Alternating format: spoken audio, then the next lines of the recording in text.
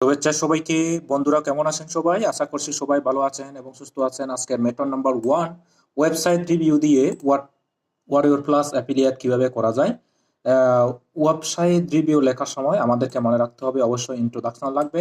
এরপর about the product, সংক্ষেপে প্রোডাক্টের বিবরণ লাগবে। তারপর কিভাবে কাজ করে প্রোডাক্টটি তা সুন্দরভাবে লিখতে হবে। তারপর কি কি বৈশিষ্ট্য রয়েছে তা সুন্দরভাবে লিখতে হবে।